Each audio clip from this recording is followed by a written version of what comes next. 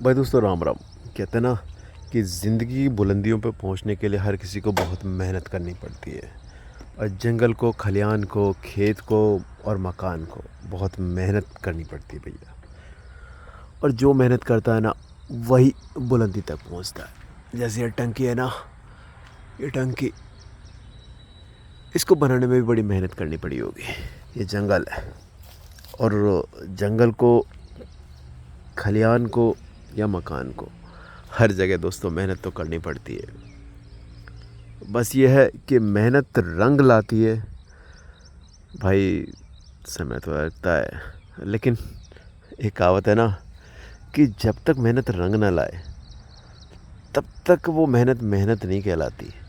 तब तक वो जो है ना ऐसी ईंट होती है जो कहते हैं ना कि जैसे ये नाली है, इस नाली के अंदर जो बुनियाद में या फिर इस दीवार के नीचे की ईंट जो है ना उसे कोई नहीं जानता। जानता किसको है? जो टॉप पे होती है। कारण है कि दिखाई वही देती है जो टॉप पे होती है, और टॉप तक पहुंचने के लिए भैया संघर्ष तो बहुत करना पड़ता है। आप अगर वो संघर्ष करते हैं ना तो ऑब्वियसली है भाई, टॉप तक पहुंचेंगे। जैसे टंकी का शिखर जो दूर से दिखाई देता है, लेकिन जो टंकी की जो पिलर है ना, पिलर के नीचे बुनियाद है, ये जो प्लेटफॉर्म बना है, यहाँ पर कौन सी ईंट लगी हुई है ये किसी को नहीं पता। कारण है कि वो नीचे पहुँच गई है। लेकिन इस टंकी का अस्तित्व किससे है भाई? इस टंकी का अस्तित्व है उन नीचे की ईंटों से। अगर वो नीचे की ईंट नहीं होंगे तो आपको लगता है कि ये टंकी रुकेगी? नहीं रुकेगी। तो दोस्तों, बुर्ज पे तो कोई भी चढ़ जाएगा। कहते हैं ना, बुर्ज खलीफा पे तो कोई भी चढ़ जाएगा, एफिल टावर पे भी कोई चढ़ जाएगा, लेकिन एफिल टावर, बुर्ज खलीफा और ये बाद बाकी इमारतों को बनाने के लिए जो उनके बेस में पड़ा हुआ है भाई, वो बनना कोई नहीं चाहेगा। लेकिन कहते हैं ना, जो बनता है भाई मंजिल उसी के हाथ में होती है। कहते हैं ना, आज़ादी दिला के कोई और राज करे कोई और, लेकिन किसी न किसी को तो गर्त में जाना पड़ता है। तो भैया हिम्मत रखो उस गर्त में जाने की, जहाँ पर कहते हैं ना हर कोई जाना नहीं चाहता। एक बाप होता है सुबह से लेकर शाम तक लगा रहता है, तब जाके अपना घर परिवार चलाता है और बच्चों को पढ़ा लिखा के इस लायक करता है कि भैया वो ज़िंदगी में आगे जाए। क्यों? क्योंकि वो यही चीज़ सीखता हुआ आया था कि भाई तुम अपने परिवार को आगे बढ़ाओगे तभी तुम्हारा परिवार आगे बढ़ेगा। अब आज जो बाप ने सीखा वही बच्चे करते हैं, और बच्चे जो सीखते हैं वही आगे करते हैं। तो भैया हम चाहते हैं बच्चों को सुधारना भैया, तो उसके लिए पहले खुद सुधरना पड़ेगा। अगर हम खुद सुधर गए ना तो भाई बच्चों को सुधारने से कोई नहीं रोक सकता। एक कहावत है ना कि एक टोपी वाला, एक पुराने ज़माने की कहावत है, हमने भी पहले सुनी थी जब हम स्कूल में पढ़ते थे, कि भाई एक टोपी वाला था, वो टोपियाँ बेचने के लिए जा रहा था।